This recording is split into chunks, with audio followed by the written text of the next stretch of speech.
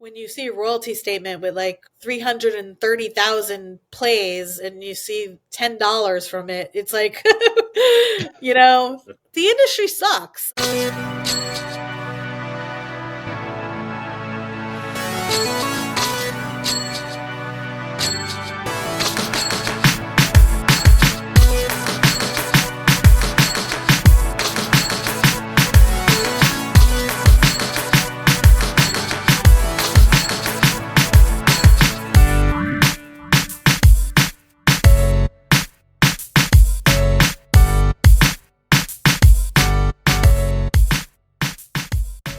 Well, welcome back to the Crucial Convo Podcast.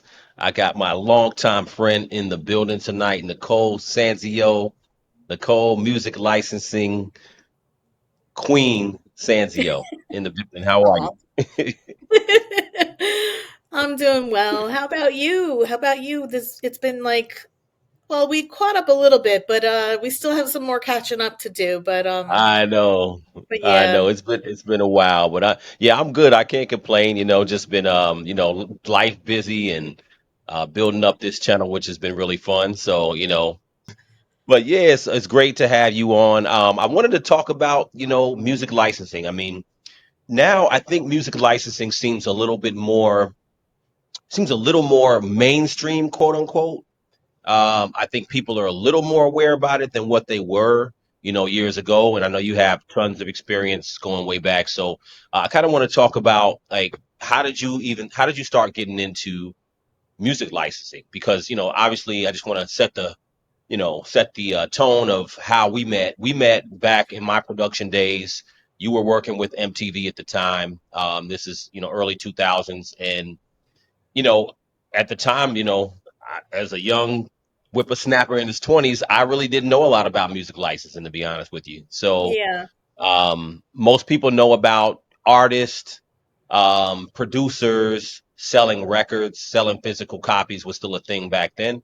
And music licensing, I think, was a foreign language to a lot of people creatively and even people outside of the game. So how did you get into it? Um, well, it started with my own, like, I thought one day I wanted to be a film composer because of my music. So, the piano, and then I bought a keyboard, like a digital Roland piano that had the strings, and it to me it was like, oh my God, I could write orchestral music. And so, but I always had a passion for the music business, and Mhm. just learning. And so I was, interning at EMI Music Publishing while I was in college and doing my college for my major, which was um, political science. And I was, I know it's kind of, two different, well, maybe one and the same, but Right, right. Listen, music industry is political science, yeah. right? In a way, but But we're I all was working. dynamic people. Yeah, So I was working with Senator Cody in West Orange, and okay. I'm sure. I actually, when you told me where you were living, I'm like, I wonder if he knows Senator Cody because he's a staple in the Oranges. As a senator, he was a senator for, I don't know, maybe 35, 40 years. He had a Wow. constituency in West Orange, Okay.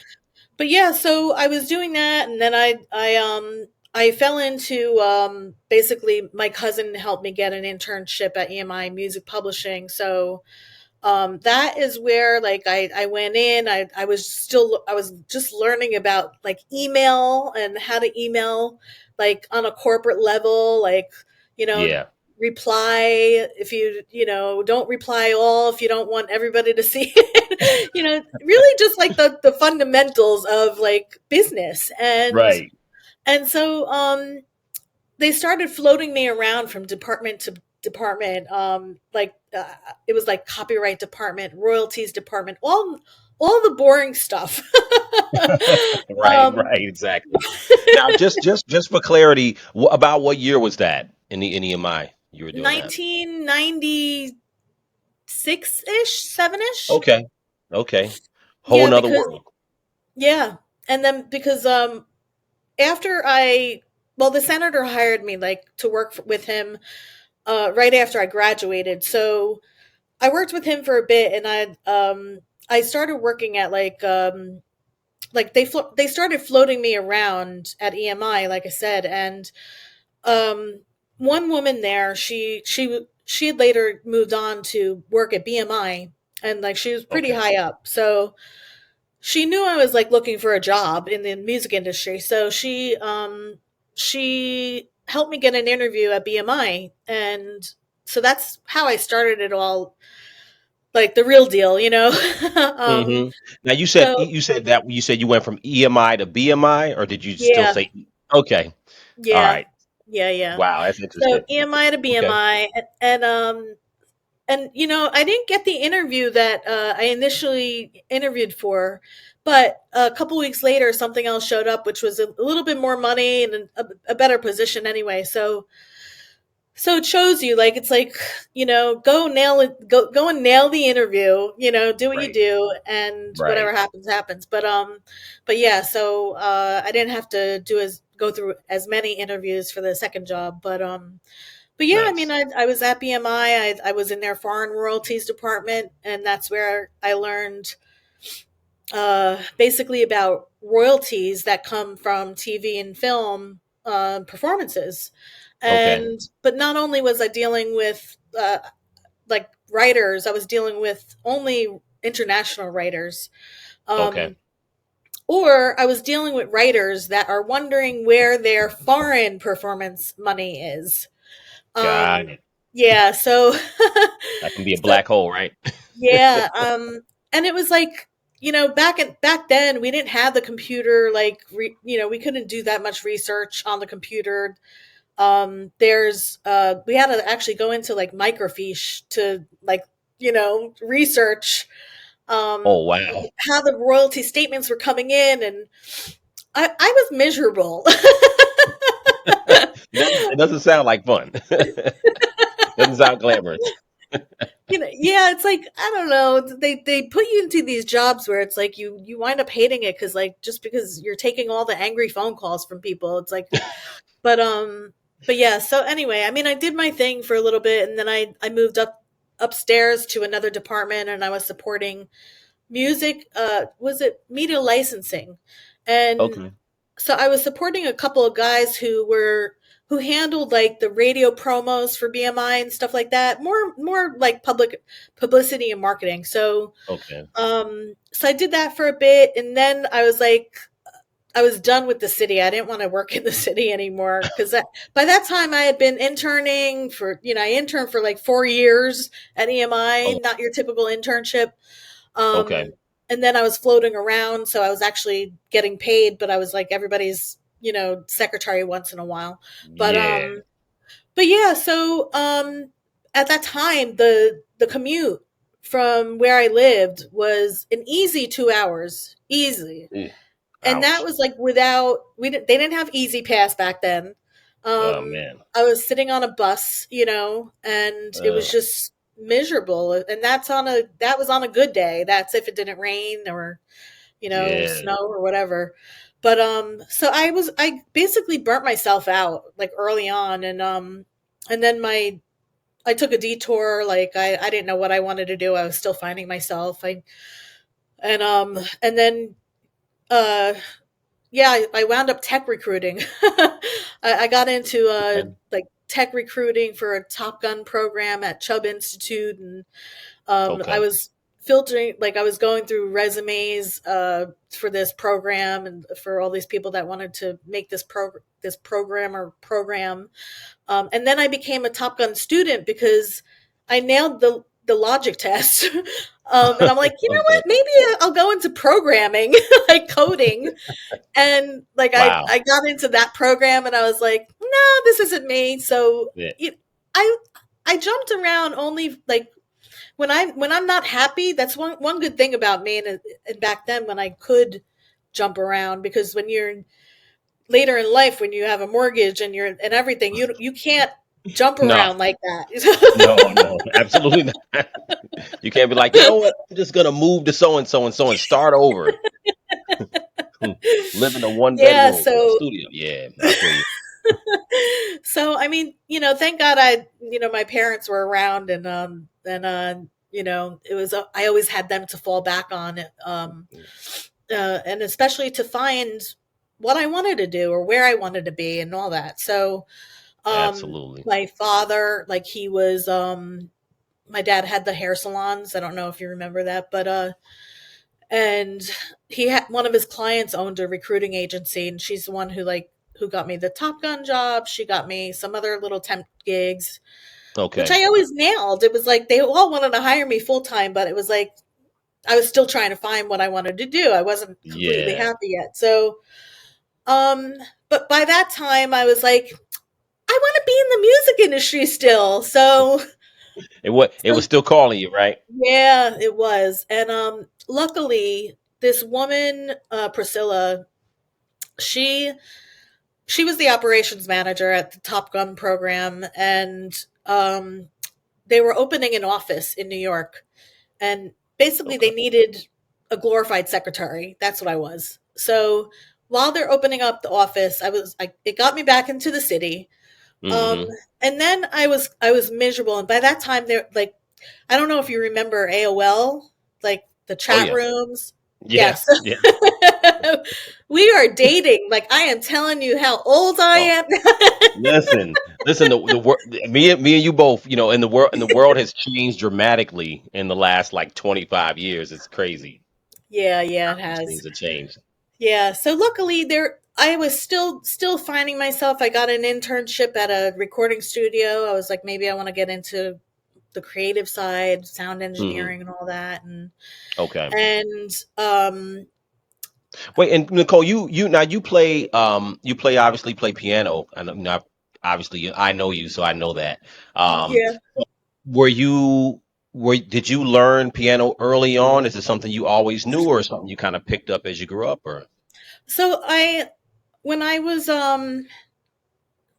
it's weird. Like my mom, I don't know, she had aspirations for us, my brother and I, but she put me in Suzuki piano playing lessons. And oh, okay, Suzuki is I don't know if you're familiar at all, but it's basically learning how to play music. It's training your ear more so as opposed to okay, learning how to read music and the theory. mm, So if you're doing Suzuki, like you're supposed to go in it when you're young, and you're supposed to do maybe a year, maybe two, like at most, of Suzuki, okay, and then you're supposed to transition into regular lessons. And so I did transition because I had a hard time reading music or learning how to read music. It wasn't my thing. And then I stayed in Suzuki probably about 4 or 5 years. Um, and okay, then my piano teacher passed away from cancer, and then I was like forced to, because not a lot of people taught Suzuki method. yeah, I bet, Um, yeah, yeah, so then I took lessons, but I found myself like when I was practicing, I had no desire in learning other people's music or playing notes on, so I fiddled around a lot, and I played in certain things, and until something sounded like really cool, and I'm like, oh wait, like that's the that fun way to sounds good. create. Let me go a little bit further into this, so I was young when I started, playing around, and then I started writing more when I would say high school, college, um and then a little bit after college, and then I stopped, but I always had my piano. So Okay, but last year I put my album out, my debut solo piano album, dope, um dope. just Hmm. to get it out there. I'm like, God didn't give me this gift for nothing, so let me just get it out. That's a But fact. yeah, So I you did had it this, so you for had this talent the whole time as you're going into to start yeah. working in licensing and stuff like that. Was there Yeah.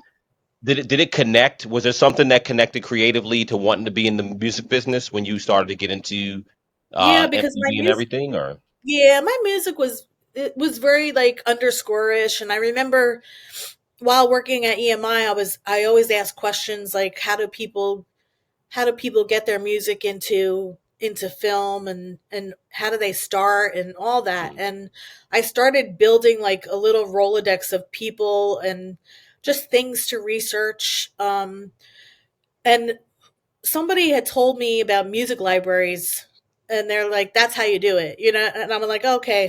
And it didn't click until way later, Mm-hmm. until I worked at MTV. So, Okay. so yeah, I mean, the connection was there, and I was like, oh, I'm going to have to get my music into music libraries in order to try and get music on TV and film. And then when I was at MTV, I was head of the music task force, and I was striking all the music library deals. And Okay. Now, just so, for the listeners, just so they understand. So, when you get in, well, how did you start into MTV? How did you finally get into MTV? so my glorified secretary job was it was like hey, like that's why I brought AOL up, because I was like going through profiles and seeing who does what, and I just started asking people questions like, "Hey, is your place the place where you work? Are you hiring, or are they hiring any interns or whatever?" And That's old school. this one guy, and he didn't have to, and I wish I knew who it was because I could keep telling the story today, like to him, or keep thanking him, but he's like, no, we're not, they don't do that or whatever, but what do you want to do? And I said, I told him what I did, and I told him what I want to do, and basically just get back into the industry. And he's like, well, my attorney for my band works at Nickelodeon, Okay. and he does like this, stuff with copyrights and intellectual property and all that. And I'm like, okay, and he gave my resume to this attorney. And then it, I lived in like God, where Little Falls, New Jersey, and it's Okay. like a Yeah. two Yeah. mile radius, Yeah. and it's very small, but it was so meant to be because the guy that he gave my resume to also lived in Little Falls. Wow. So yeah. Yeah. See, some things are just meant to be. You know what I'm saying? Yes. So. Yeah. So that's how it all started. He got me we met up, he just wanted to make sure that I didn't have two heads, I guess. And so we met up like at a bar, and then he gave my resume to whoever, like, because the way their department was formulated, they all did the same thing. They just had them separate by channels. And Okay. so Nickelodeon was part of the Viacom family, VH1, MTV, Comedy Central, BET, Hmm. everything. Um, so because I had the copyright background, he's like, we can teach you how to do this. Okay. And so that's what they did. One day I got a call at VH1, and they're like, hey, we have a 4-month freelance position. Um, why don't you come in? And so I left my glorified secretary job to take a random freelance job at VH1, Yeah. um, which then turned into a year and a half of more jobs at VH1. And then they turned me into full time staff. So I did another year at VH1. And Okay. uh, then they kind of created a position for me at MTV, kind of doing what I did at VH1, but they saw that I get bored easily. So, so they gave me a position to do what I was doing, but to work on all the cool shows. So I was Oh like man. working on TRL, DFX, the Super Bowl halftime show, the Nipplegate Wow. one, um, uh, the VMAs, the MTV, all the live shows. Okay. And so anything production or felt that fell under production, that's what I dealt with. Like, as opposed to, because the MTV News and Docs, they had that group, which is separate. Right. Um, and Now, just for so clarity, Nicole, on the so when you're dealing with these shows, are you are you pushing music? to the shows? Like, are you at that time? Are you kind of doing that, or you're kind of dealing with, like when it comes to the music, are you pitching music, or you're more trying to find I out what was music they're going to more use? business side. So I was behind the scenes, basically, um, not pitching yet because it does get there, but Okay, I was taking in like I'm not sure if you're from, and I'm not sure if this is a great time to mention it, but Jingle Jared, who started Jingle Punks, right okay. now there's a whole scandal going on, but I won't go into it. You can research it though. But Think I heard about yeah. it. But Jingle Jared was an editor. He so the editors had like their friends who they're using their music and it had to be cleared on Gotcha. paperwork. And so that's when it fell into my hands. So I had to get everything together, get in touch with the writers, collect Got all it. their information, make sure that they sign their contracts, all that. Okay. Um, Now yeah, and then, that's kind of what I want to get in so people understand because sometimes we're in you're in a certain industry and we use these terms and you think people understand, but sometimes it's like yeah. literal Chinese to them. Yeah. Um, So when you hear so licensing, that's what licensing is. It's drawing up the paperwork, the and getting agreement. the permission. So Yeah. essentially, when you say cleared, whatever music was being used in those situations on the shows and stuff like that, you would make sure it got cleared Yeah. by the writers, meaning the publishers. Yeah. And at that time, are you dealing with only signed, published writers, or you're dealing with any independent writers at that It time? was both. I mean, we were dealing with we had deals with the labels and publishers, the bigger ones. And at that time things were just starting to like change as far as the scope of the industry with Okay. digital because Now, what there time? What time are we talk? What year are we talking about this is now? a 2003 to 2006. Gotcha. Right around the time I Yeah. met you. Okay. Hmm. Uh-huh. So that's so I was papering up everything and then that's how I talked to companies like Missing Link or publishers, and where it's like I had to go to Missing Link for permission because they repped so and so, Neek or Okay. whoever. Uh and that was by way of like creative was already done. I had nothing to do with creative. So I just wound up with the paperwork landed in my lap and I had to just fulfill it Yeah. um and make sure we you know uh dot all the i's and cross all the t's and all that. Yeah. So Now, yeah, so typically when you're not to cut you off, but typically when you're so songs that are being used, when you have to get them cleared from the artists, essentially the publishers who represent the artists, are you also having to go to the label as well, or you're just going straight to the publishers? yeah, so if it was a major artist, at that time we had deals with the majors. Like we had actually their deals were like as long as we have a video for it, we're going to use the music however we want. Got it. But that changed later on, and now then it by the time I left, it was like a science on how to figure out what songs you can use like freely at the moment because it changed from time to time based on our deals with the labels and publishers. So it became like we had to actually look at a chart to see which songs we can use Okay. based on our video submissions. Got um it. And yeah, these agreements are already preset licensing preset. agreements. Got it. Yeah, but Or it percentage. and it Okay. was it really a licensing agreement? I mean, it's just a deal. It's Yeah. that yeah, they have the lawyers were dealing with that on a much higher level. Sure. But this is when I started to learn. Okay, they can't always use what they want, but they can Okay. use independent music that has the same quality, the Mm-hmm. same vibe, the Mm-hmm. same feel, the same genre or whatever. Um, and I was head of the music. I became head of the music task force just because I always went above and beyond. That was my thing. So, um, but I was starting to think like, all right, if I could pitch not only my music but your music.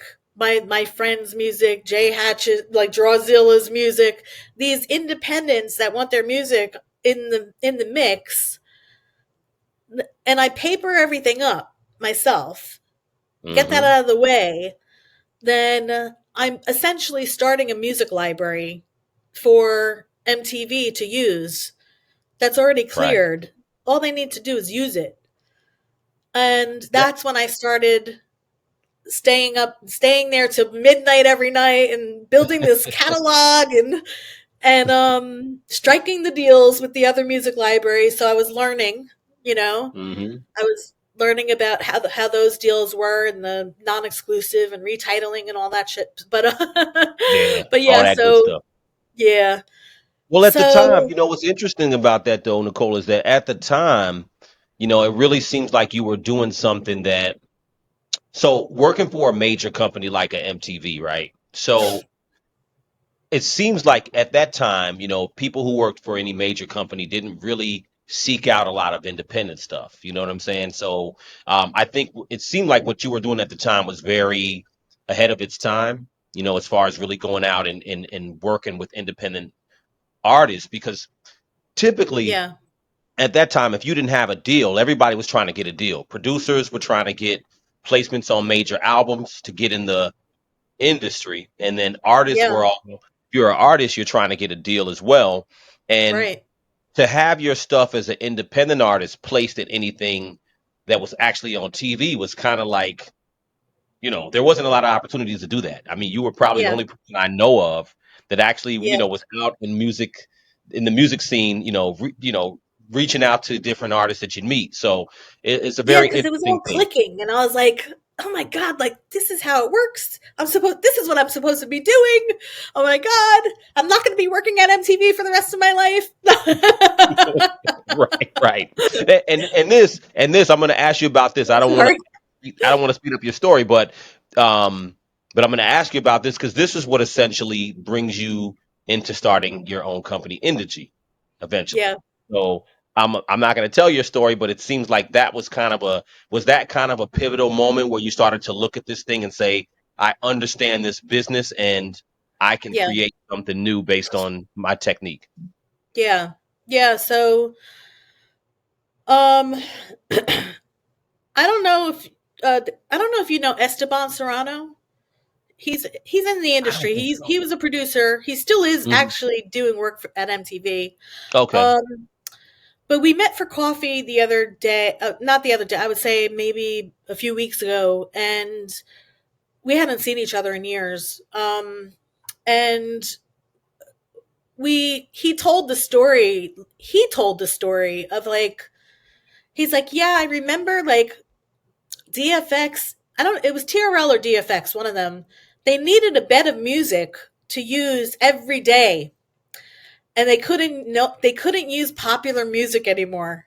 And he's like, "What do I do? How do I do this?"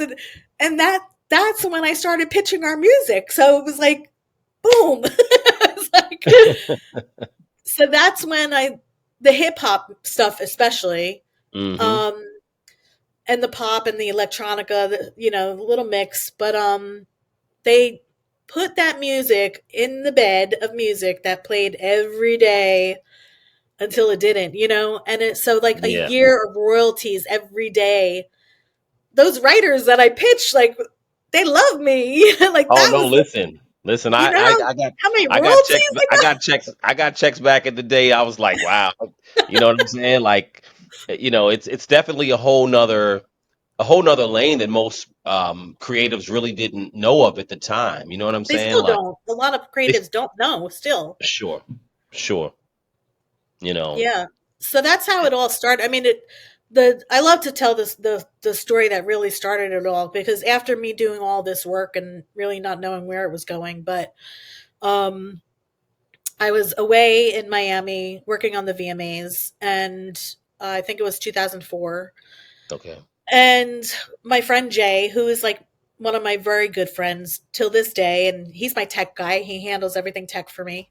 Nice. Um, but he was actually thinking of starting a music library with me, and he would have handled all the tech stuff, but he went a different way. He went and got a good job and all that. But but yeah, so I opened, I started InDigi by myself, but he was there, and he was one of the first people to submit music to me, and I got it in there, and so I'm away working on the VMAs, and I'm running around backstage, and they have TVs, of course, like everywhere for those people who can't see what's going on in the arena.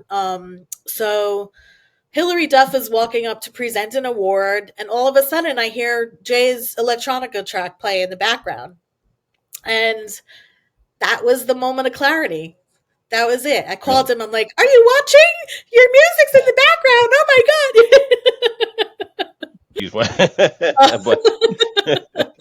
wait a Oh my minute. god!" No, but that's To great. So start at the any time, rumors here. No, but but his stuff got played. His stuff got played. Did he catch it?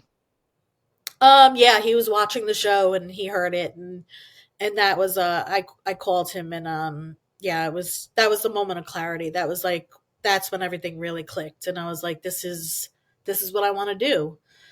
So me being a person that gets bored, and had a little bit of entrepreneurial spirit, not a ton, but something in my head was like, I need to do this on my own. Like, and after doing it for a while, the producers at MTV, the ones I was pitching and placing music with, the TV producers, they encouraged me to like basically leave MTV and start my own thing, because they're like, Mm, you have a knack for this, like this is what you should be doing. And I'm yeah. like, yeah, you're right. So I put 6 months of salary behind, and I prepared to leave, and I went straight to Fuse as my first freelance job outside of MTV. But yeah, so um and the basically I put the money away, because what I did at MTV, it's called rights and clearances. It's an actual Right. job that Hmm. um and but what MTV was great for, MTV, VH1, Viacom, whatever, um they kind of threw me into the fire, but deservingly so. Like, I had the copyright knowledge. I knew that intellectual property needed to be protected, and I had that, so um it was just a matter of like taking it to another level and adding the creativity into it as well. Yeah. um and being an ear for music that I'm going to be pitching, and basically Right. taking it all under me, so Right. um but I did put the 6 months behind, because I knew I'd be doing rights and clearances still. I just didn't know who with, because it was freelance. And Okay. luckily I was able to do it, except there was one break where it was like 3 months and I was freaking out. But that one little break, I've been working since before I was 16 years old, Yeah. but I was freaking out. And then finally I got like, another freelance gig that term just kept going on to different things. But Hmm. but yeah, so I did it. But there's one thing I want to mention with Please. you. Yes. There's We were having a conversation, and I don't know if you remember this, but you should. And Let's I see. was like, I was telling you that I was like starting my own thing, because I had to reach out to all the writers that I was getting placements for on MTV to let them know, hey, going to be doing my own thing. Hmm. Um, and we were friends at the time. Like, we had gotten to that stage. So we were talking. I'm like, I don't know what to call it though. And do you remember us going back and forth I I to I think create the so. InDigi? I think so because I think you maybe you gave some I think you had some if I'm not mistaken, this is a long time ago. I think you had some ideas as to what to call it. Maybe we were kind of Yeah, going back and forth, and yeah. I think I don't know if you said it or I said it or whatever, I but know. it just sounded like I'm like, yeah, that's it. Whatever you said in the G, I was like, yeah, that's We were it. like, ding, ding, ding. Yeah, That's because I it. wanted to combine independent and Hmm. digital, Yep. because I was Yep. dealing only with digital people. I wasn't dealing with bands. Right. So Right.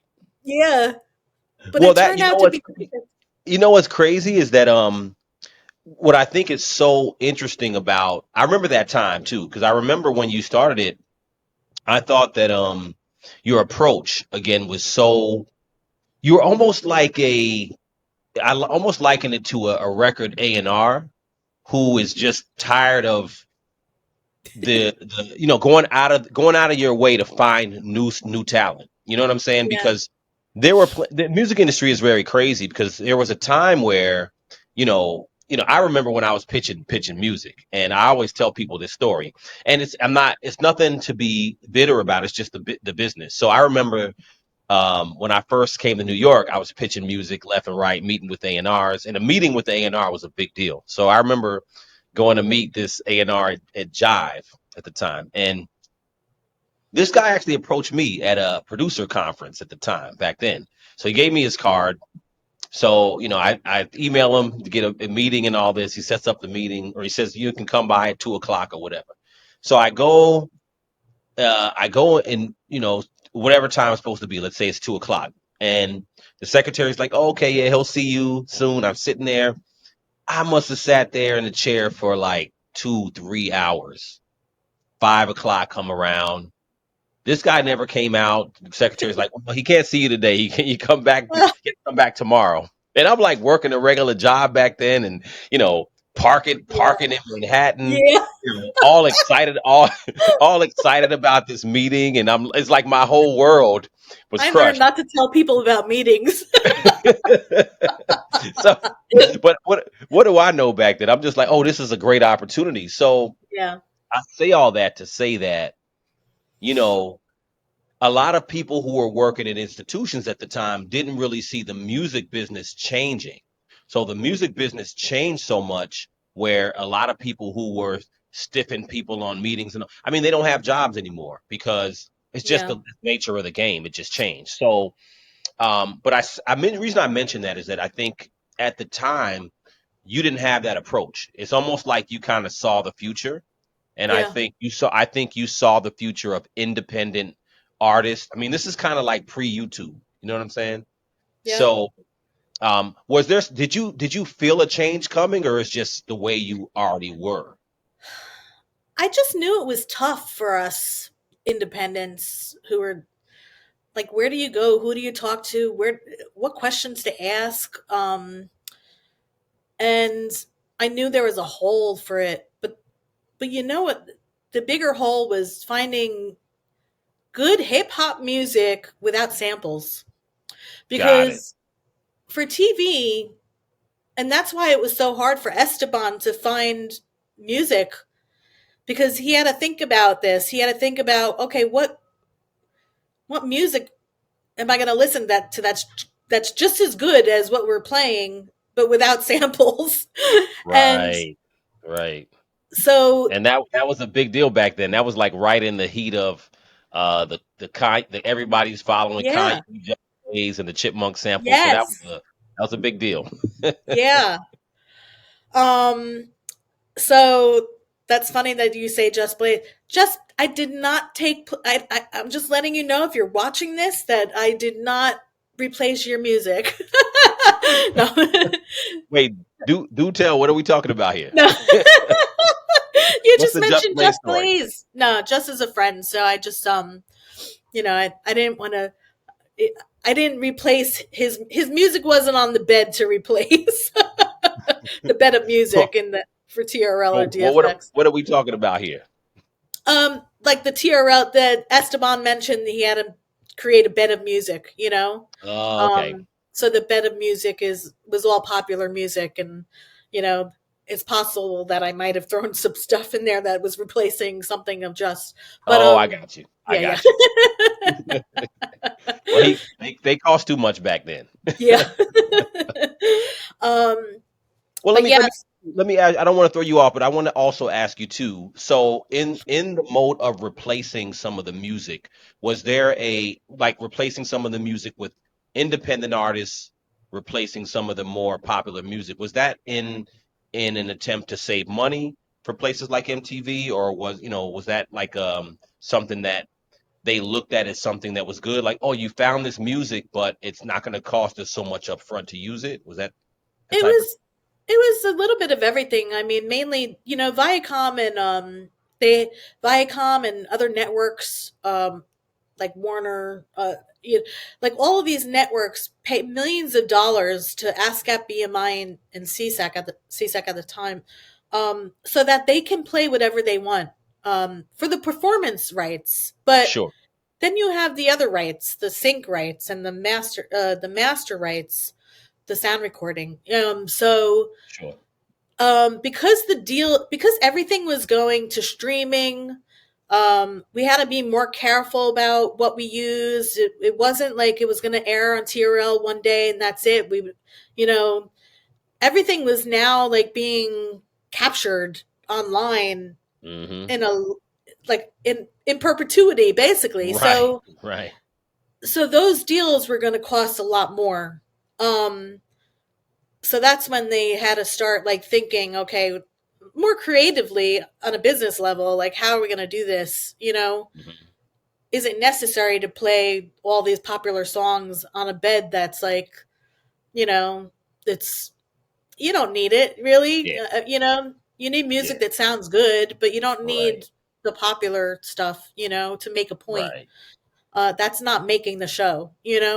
Right. So so Well, that's what? the approach that I use, or I've carried along all throughout my company. It's like, here's a song that sounds just as good at that as that. I'm sorry, but yeah, and costs a lot less, Right. um, and doesn't it's not basically making the story of what you're trying to do.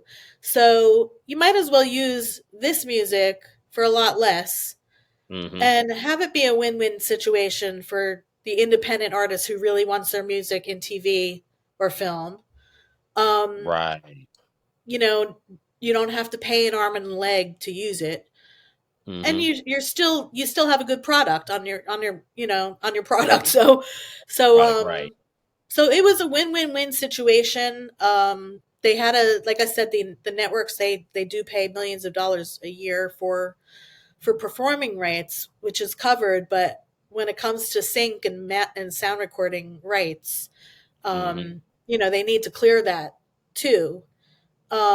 And that's And when just it just for clarity for people, now the performance rights are obviously when they're being played, on TV, for it's instance, royalty and based. they're Yeah, royalty based to the performance rights societies. But the synchronization license, you can correct me if I'm wrong, the synchronization license is essentially one fee that's paid to the songwriter or composer, and it's usually paid to the publisher who's representing them, or if you're going directly to the songwriter in that case. And then obviously the mechanical right, or the sound recording right is going to be paid yeah. to the record label if the artist is signed, or that Usually would the also be. label, yeah. Hmm. But if you Or if don't, the if you're not, person's if you don't independent. belong to a label, then you own your own master. You own Right. your own sound recording. So, Hmm. um, unless you signed a deal with somebody. Right. But yeah, Now yeah, you prior got it to, right. what'd you say? You got it right. You know You your got shit. you got Oh, thank you, thank you, thank you. Listen, I tried to back in the day, because the music industry, it is complicated, right? But in practice, it's complicated. You know it because you're doing it, so it's a lot of complication within that stuff. But the general understanding isn't too complicated once you can understand what these uh Yeah, what these rights are. But I think a lot of times, we're banging on keyboards and playing guitars and singing, and we ain't got time to be trying to figure out stuff most of the time. But yeah, it is an interesting change. I think artists, and maybe this is my perception, I could be wrong. I think artists know more now than they used to. I think because just the sheer information is out there. And I think that the whole aspect of independence is far more understood than it was before. And reason why I say that, and you could tell me if I'm wrong, it seemed like back in the day, a lot of the TV shows prior to, and you might have cracked this whole industry open in that respect, because it used to be like on indie movies or shows, you either had big songs that were licensed that they paid for, or it was something extremely cheesy from a library that, obviously you could tell the difference between budget because you could see that even the show or whatever or the movie that didn't have a budget, the songs would be really corny. Yeah. So I think what you brought to the game by doing that and really going after independent artists that you don't have to pay for, you still got, like you said, you still got the sound and the quality. So that way it's like, hey, there is good music. It's not just, you know, big music It or doesn't always fall into that middle cheesy bucket. And I didn't want it to. Like, I did not want to fall into that like stock music right. Stock music. There you go. definition, That's the word I'm like looking for. I am not dealing I do not have stock music in my catalog. I'm sorry. I'm dealing with real people like real people who are creating good shit. I'm sorry. Like it's Yeah. you know, um I Like, did hate you see? Did you yeah. see any at the time you started InDigi? Now, what year did you start InDigi? Because I remember it. I want to. Well, you tell me because I want to say It was 2000. I started thinking about it in 2005, which is a year before Gotcha. I left. And or half a year before I left. And that's when I started putting all the like that's when I formed my corporation, my LLC. I did all the technicalities that I was supposed to do eventually, but I was like, let me get that out of the way. Hmm. But by the time I'm ready to leave MTV, then I could just go hit the ground running, with the creative and the contracts and all this stuff. Um, so yeah, it was officially I started working like collecting music around 2006, 2007. Okay. Yeah. Okay. So I was on point, kind of. Yeah. Yeah. Yeah. Absolutely. Absolutely. Yeah. And it's a really bold thing to do at the time too, because I think that again, we're talking, I mean, 2007, YouTube was 1 year old. I mean, YouTube wasn't even, music wasn't Yeah. even on there like that. You know what I mean? And it was still physical copies for the most part, from what I remember. You Right. obviously, and you had MP3s, you had Napster, and all those other sites that you could buy stuff from, but it just wasn't where it was supposed to go yet. And Yeah. at that time, did now I wanted to ask you, did you see at the time? I know there's always competitors in everything. Did you see anybody else doing it in like independent libraries where they were really going to that extent to capture music? I saw it later, but I didn't see it when you started. I saw that later. People were trying to When do I that. started, Jingle Jared was a music editor at MTV, which is why he started getting all of his friends' music and his music on MTV. Okay. Um, and he started around when I started, except he had someone technical to partner up with, so he wound up automating everything. Like other companies had their music libraries online already, um, Hmm. basically to audition music. But I never wound up doing that because it was just me, and I wanted it to be just me. I didn't want to build this massive enterprise and not know what's in my catalog. So Right. Right. my everybody in my catalog were people that were referred to me and heard that I do what I do, because Hmm. some people are like, oh, how'd you get your music on so and so, and some people would just be like, oh, Nicole, I know Nicole or whatever. Hmm. Right. Right. So those are the people I dealt with. I didn't go Yeah. out and do wide searches for talent and all that. It was always from somebody I knew or word of mouth. Yeah, so but there were remember I was striking the deals. I was striking the music library deals. So there were some libraries out there already. They just weren't doing it like I was. Like I was just going with people that I I encountered, like, just by going to an event or Sure. going to iStandard because Jay Hatch was starting his company at the same time. Absolutely. God rest them. Rest in They, peace. yeah, Yeah. definitely. Good Um dude. Very good dude. yeah. So, I mean, he I started judging some of his events, and then Hmm. even when the judges were like had critical feedback for them, there were some where I was like, wait, that's perfect for what I'm doing. So Right, let's talk, right, right, like, right. And that's the interesting point because again, it goes back to and even back then, sometimes, you'd have judges who were on there just to really judge. They weren't really listening, I would say yeah, sometimes. But that's just part of the game. Sometimes it's like you yeah, have some judges that are there to kind of like be the Simon Cowell of the show at the time, or, yeah, whatever harsh judge you want to mention, you know what I'm saying? Whoever don't remember American Idol, but yeah, it's interesting because your ear is listening for something totally different. So you're not listening for, does this person need a record deal? You're looking at, oh, I could utilize this person's music for something. So I exactly. think that's very interesting. Yeah. Very- Yeah. And I never like, there's certain things where I just like, I didn't, when someone's like, they listen to something, I don't like how my hair looks right now. When someone listens to something and they're like, oh, that's fire. And I'm like, I don't get it. Like, I don't, that's hard. Like, I don't, that's not how I'm listening. I'm like, oh, no, I that'll got you. sound good in, Yeah, in like your some whole TV ear is show. different. Yeah.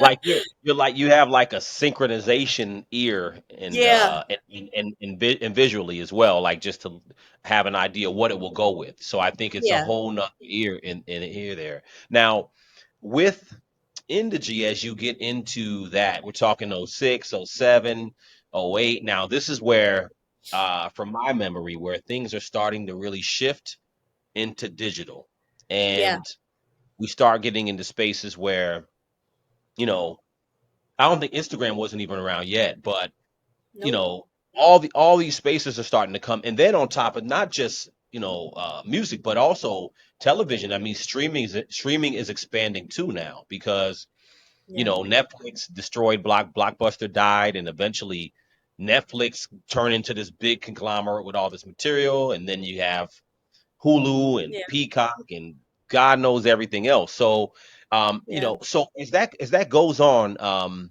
does it? What are you seeing at that time? As things get to that place, is it like, oh, these are a bunch of new opportunities? Because what you're doing, and just to go back to your company, InDigi, at the time, when you have your music catalog, you're the one reaching out to find opportunities to place the music. That Hmm. the majority of the workload? Yeah. It's a bit of both. Like you know, um, if something is like, let's say there's a season one on it on Netflix, or any TV show for that matter, it's really common sense. Like, you want to listen to what they're using already, and pitch what they're, something like it, what they're using. So Hmm. the pitching becomes easier because it's like, oh, I could just listen to it again, or play it online again, or I don't have to wait till like Yeah. when there weren't a lot of repeats, so, or I didn't have to Right. wait for it to repeat on TV. And I always saw it as an opportunity. However, I also always saw the pain of it when it first started. Kind of like AI right now. It's like it's the wild wild west. Weird. It was a wild wild west. It was moment where it's like, okay, we're trying to figure out how we're going to get royalties. Are these networks going to start paying royalties, because that's where the bread and butter comes from, like our music playing on these networks. So Hmm. the downfall of it was like when uh, shows like The Real World stopped playing, in marathons like they do on TV broadcasts, Right. but now they're going to be just streaming on these networks. And the network streaming, because there weren't deals with BMI, ASCAP, or CSAC at the time. So we were navigating how Oh, this is okay. going to So for work, the streaming, their deals weren't in place. right?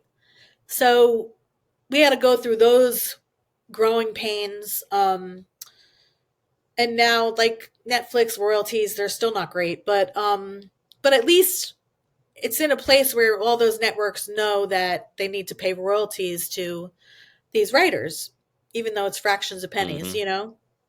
Um, Right. but yeah, So so just for clarity on that, Nicole. So when we started going through that transition, initially, obviously, this stuff was played on network TV, and as it started to become on streaming, because there was no laws in place or anything and agreements in place, they yeah, initially just weren't paying. yeah, it's like yeah, because they didn't know, or maybe they knew and played dumb and whatever, you know, because a lot of people Yeah. do that. But um, and then they, you know, ASCAP, BMI, and CSAC, they all make a fuss until they get their Mhm. deal, and that's it. Like I just there's a Tubi, is it Tubi? Yeah, Like Tubi. another Hmm. network where I think Fox owns them or something, and Oh, Fox owns them but now. huh? Oh no, I'm sorry. I didn't know Fox owned Tubi. I didn't know that. I don't know. Somebody I read something somewhere and I sent it to my BMI contact and I was like, "Are these guys paying?" Because if they're not, I know they're getting you need to popular. go after them. I know they're getting popular. They're getting real popular for all, like, even Yeah. like a lot of movies they'll call it like a Tubi movie. So there's a lot of like Yeah.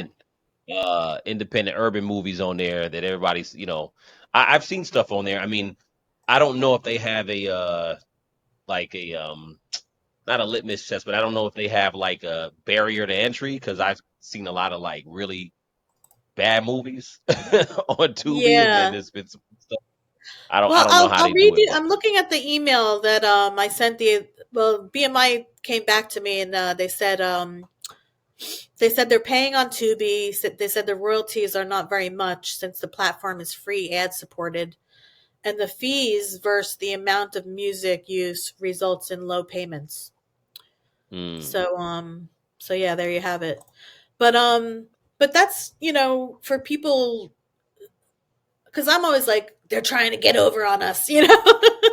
of course, So I and just kind of make that's sure music. that like they're paying on it, you know, that they're in the mix Yeah. and not getting away with using all this music for free.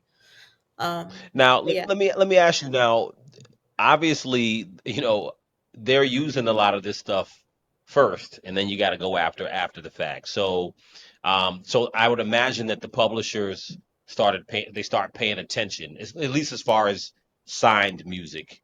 I would imagine they start paying attention and start monitoring this stuff, because what I would imagine is that you have people using stuff in these movies that are on streaming that maybe they didn't clear. Do you find that to be a thing, or maybe not anymore? Yeah. Um it depends. I mean, the thing, you know, we don't pitch instrumentals as much as we used to the networks because everybody has their own. They got smart. They created their own music library so that the Yeah, royalties yeah. come right back into their company. Mhm, So mhm. the Viacom has a Viacom music library. Discovery has a Discovery music, or which is now part of a bigger Warner Discovery deal. You know, it's Yeah, there's no sense in me pitching instrumentals for that. I'm just like, go straight to yeah. them. Maybe they'll give you Right, a right, deal. But right. Well, but I could imagine, you could tell me if I'm wrong, but I imagine that a lot of that happened because of technology. I mean, yeah, speaking to someone who, you're a composer as well. Speaking to someone who used to make beats a lot. I mean, it used to be harder to make a beat. You had to put a lot of effort into making good beats, and now it's yeah, like kind of you could just throw a couple slices together and probably put in a prompt on AI and it'll make a beat for you. So I imagine it's a lot yeah, easier. yeah. Music There's bed stuff, Sonos and Udos or whatever they are. Just all we're that stuff. still trying to navigate all that. Yeah, But that yeah, that's the next hurdle. But yeah, I mean, independence. It's like everybody got what they wanted, but they really didn't because now everybody their stuff just gets swallowed up and amongst the billion other tracks that there are, and it's like, yeah. well, you asked for it. It's The pros and the cons. sorry, I told you. you still need marketing money. That's what it's all Yeah, about. you sure Yeah, do. You sure do. And you know you got to find some way. you're gonna have to, yeah, you need marketing money. You're gonna need to promote one way or another. Um, Yeah, and it's so different now. Like all the, it's like unless you're making some kind of buzz on TikTok or something, and you yeah, have millions of views and streams, and the record labels aren't even looking at you because the right, record labels are like, oh, okay, okay, they did it for us. Actually, right, we just exactly. need to sign them. Right. What can we give them to just be a piece of this The new this on this A&R. way up? Exactly. Well, let me Yeah. ask you about the I was looking into the Music Modernization Act of 2018. Hmm. So when we were talking about this, because I'm no expert on this subject, but I know a little bit about it. But as far as the law, I haven't been following it. So I looked into the MMA Act of 2018, and that it seems like that's when they started to mention these things about physical sales, the changing in mechanical royalties, the digital streaming. They started to come to these particular agreements.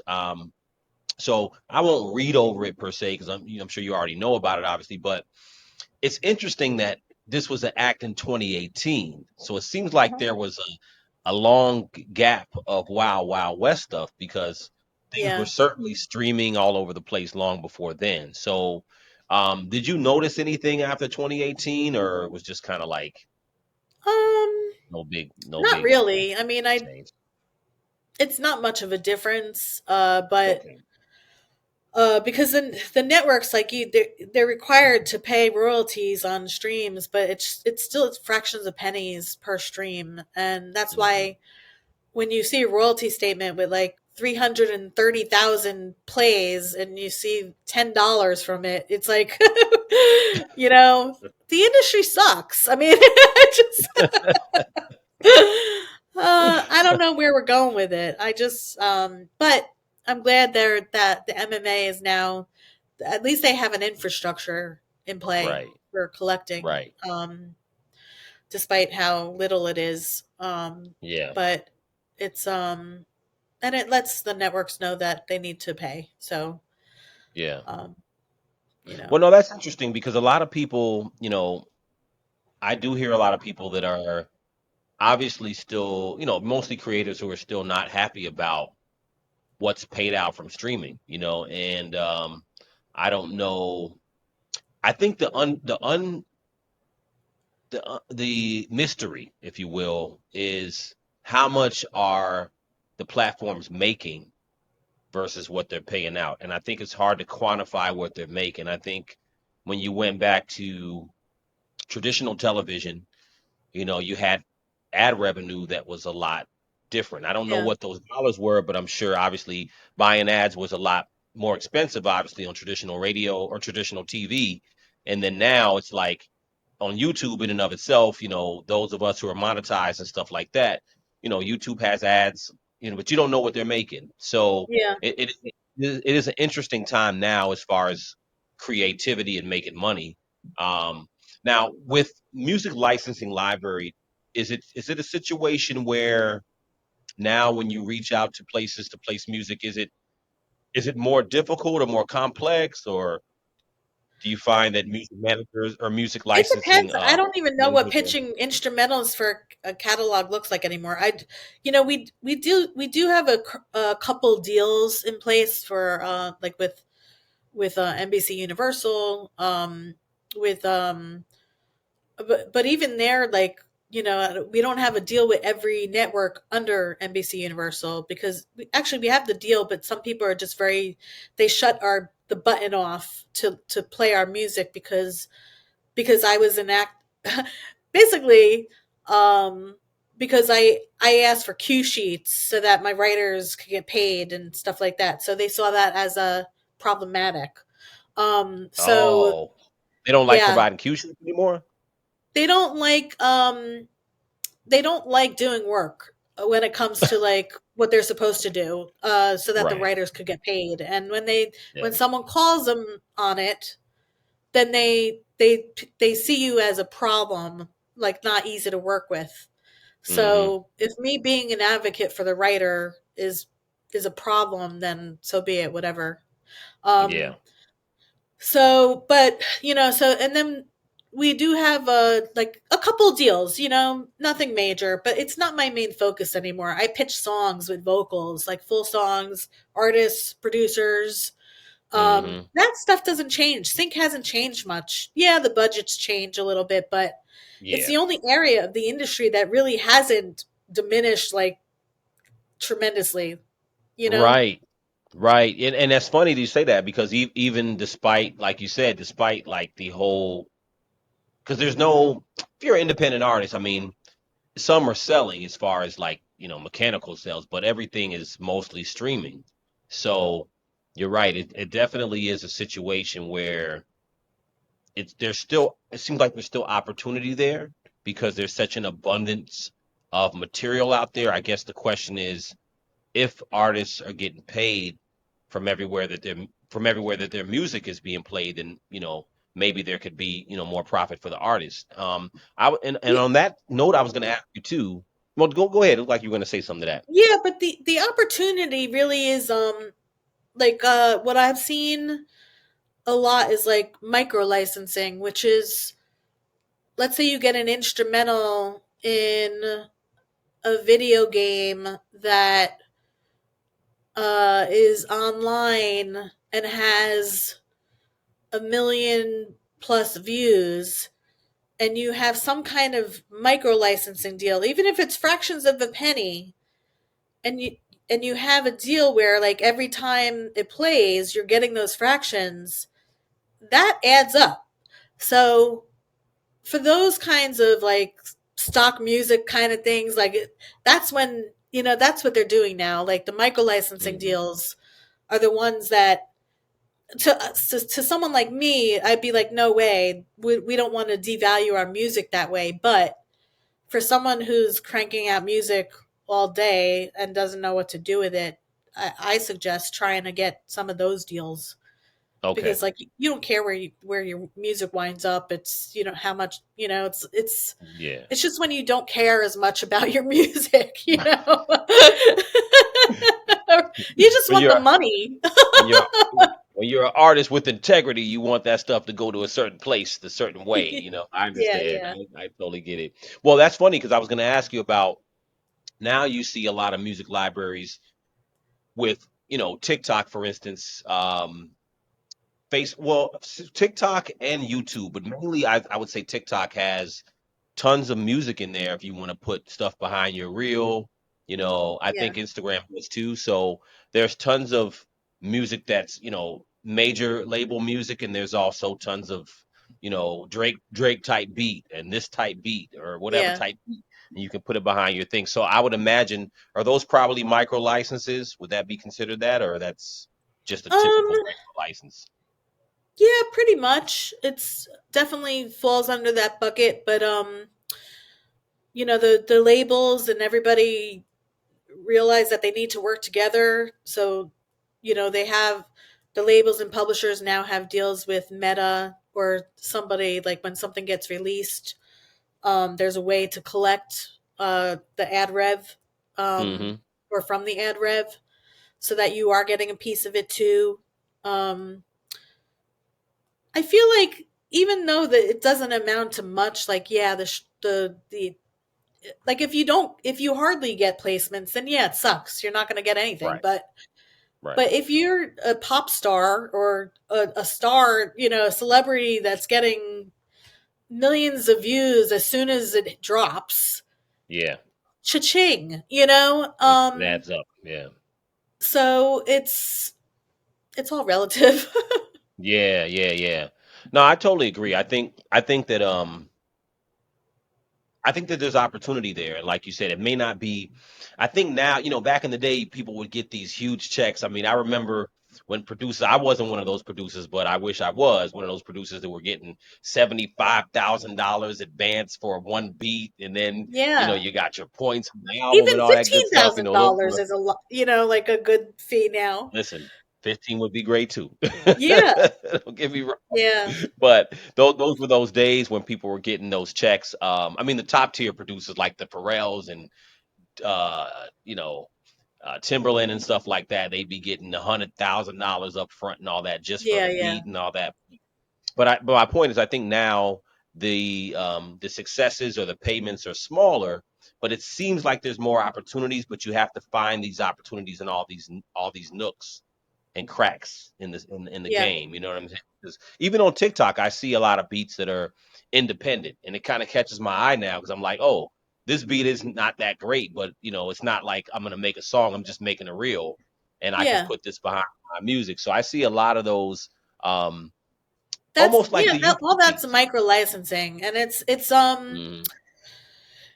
and it comes down to whether, like, how you're going to use it. It's is it being used commercially?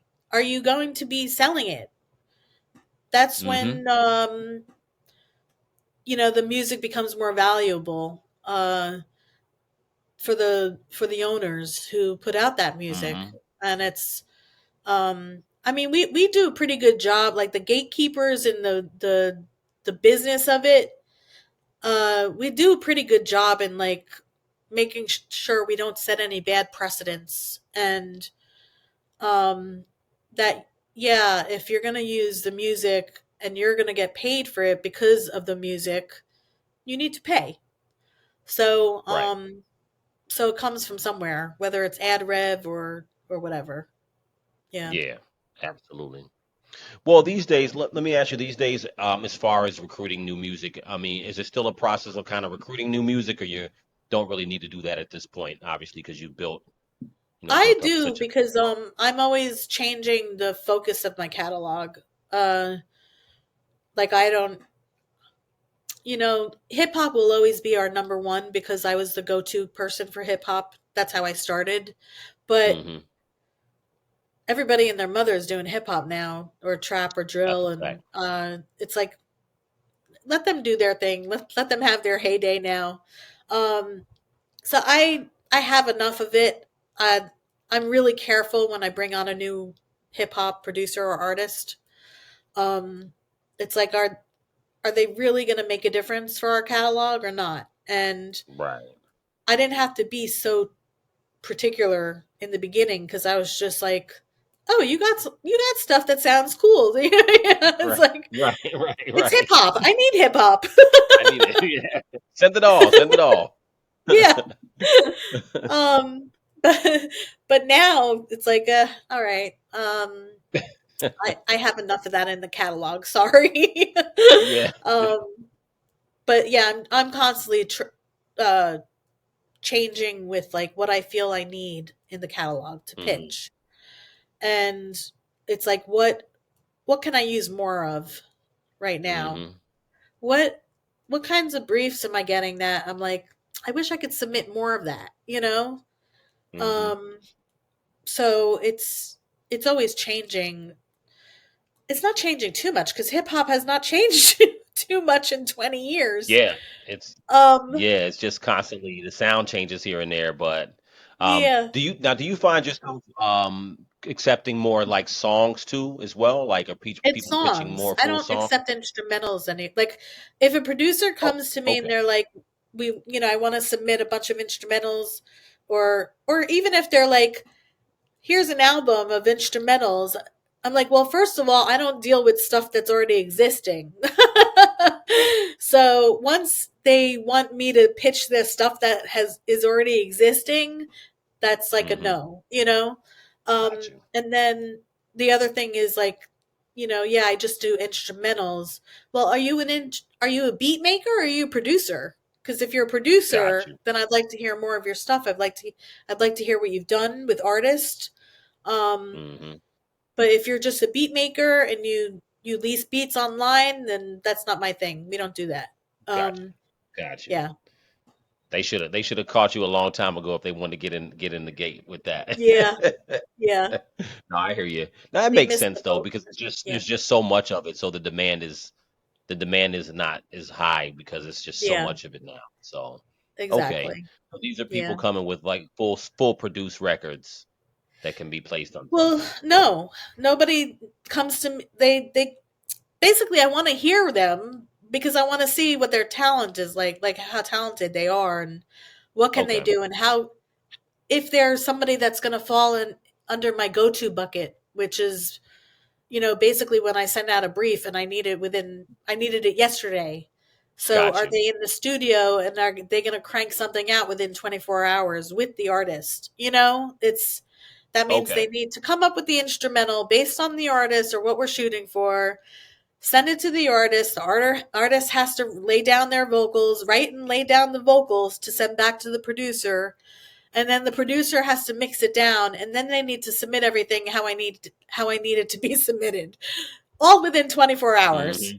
So Well, it's yep. those people. Got you. And that's not a lot of people. That's not a lot of people at all. No, because I'm looking at my board right now, and there's about 30, 5, 10, 15, 20. There's about 30 to 40 go-to people out of, over the past 20 years, I have over 600 writers that I've dealt with. So, Wow. yeah, it's not a big list. Yeah, that's not everybody. It's a Yeah. VIP list. So awesome. Yeah. So would you say what would you say are some of the biggest pros now as far as how things have changed in music licensing? I mean, you feel like there's more pros or more cons? What are the pros, do you think? I think the pros is that sync, like I said, hasn't diminished in value as much as the rest of uh, you know, the ad revenue income models have. And it's independent is good. I mean, nothing like there's nothing that makes me be like, oh well, at least that. It's like, Yeah, um right. the only thing is that like I said, I'm familiar with the MTV or BET's budgets, 20 years Hmm. ago versus now, and they haven't moved much. So that's good enough for me to stay in it. Right, right. And then what Um are the cons, would you say? um that there's more competition than ever. And because a 5-year-old can create a beat out of his bedroom, Yeah. in 20 minutes, and it's going to only get easier with AI, using AI tools and stuff like that. But that's the con, is that it used to be for like every 200 pitches, then we'd get a placement. And now it's like for every 2,000 pitches, maybe we'll get a Okay. placement. Okay. Yeah. Now that's a question I want to ask you too, because with the everybody can create music, but everybody can't necessarily pitch. Are the pitches more open to everybody when it comes to this stuff, or is it, because I would imagine that the obviously the secret sauce is the music, but also just the channels, being able to get into certain channels to even pitch the music. Yeah. Um, Well, you that's know, the I mean that's the reason why I haven't, like, InDigi is I always say I can't ever guarantee that I'm going to get you a placement ever. It might sit in hmm our catalog for 10, 20 years and never get a placement. hmm I could certainly try. It's why I have a catalog of music, and why I've built a catalog so that when I do have these opportunities, that I could just hit a button and send it. But um, I can guarantee some, like, when I first started the company, I was like cold calling, people. Back in the day, it was all about picking up the phone and pitching, like, Yeah. just getting someone to talk to you. And Right. it still is today, but nobody uses the phone anymore. It's all about Yeah. email, um, Email. Yeah. and social media, and trying to reach out to hmm people, and whatever, like, just digitally.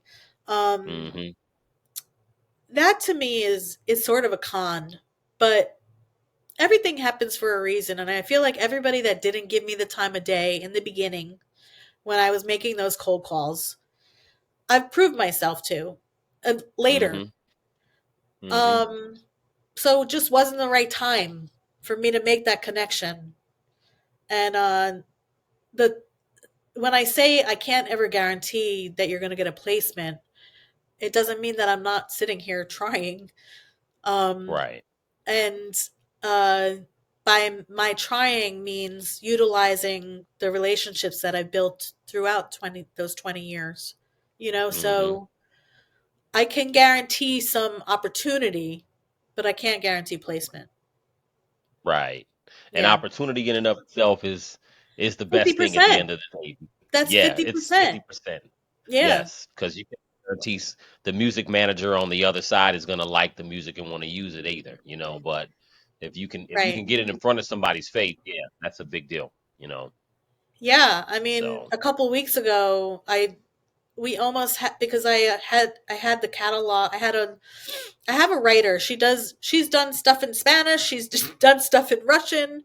Um, I had oh well. I've been pitching her Russian stuff for a while, because when someone sends a brief that's Russian, I'm like, oh my god, we have some of that.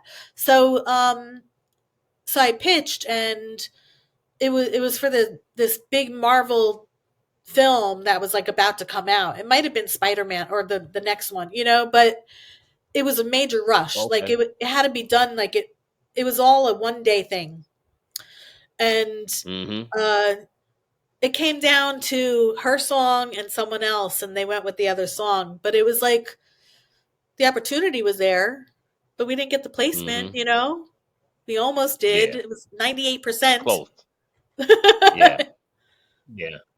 Yeah. Well, that's kind of a good thing because at least it lets you know that okay, what I have is strong because a lot of people don't even make it to that top two, you know. Right. And they know that I could hustle and just get whatever they need and when they need it. Yep. So, Yep. yeah.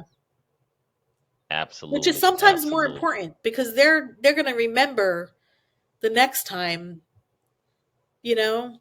That's how they do it. They Yeah. don't That's why these companies that have websites to view music and everything, it's like, okay, keep doing your thing. It's not based Yeah. on, those people are not going to websites for music. They're going to the people that they No, know they no, can no, clear not at something. all. Yeah. Yeah. 'Cause if you're the music manager and for whatever, or music supervisor, you don't really have the time, to do it Yeah. like that, So Yeah. I can It's imagine. like, So oh, yeah, let me listen to this lease beat that is like somebody else is trying to make a song with 20 different times. oh, that doesn't sound like fun, you No. know. Yeah. But going to the right contact that can get the music you need and kind of get right to it, and and even A&Rs back in the day, it's all the same process, kind of going through music, trying to find what's going to be best, and um, even as a creator, looking back on some of the A&Rs, I kind of understand why they kind of just be ignoring most people because you got everybody trying to give you music, so it kind of gets to a point where maybe you do get to a point where you're like, okay, I don't even want to hear this unless it comes the right way, Yeah. So Yeah. I Yeah, get you it. got to figure out like you got to figure out ways to filter out people in general, especially if you love people. Like I'm a people lover. I love relationships. I love meeting new people, talking to anybody that I do click with.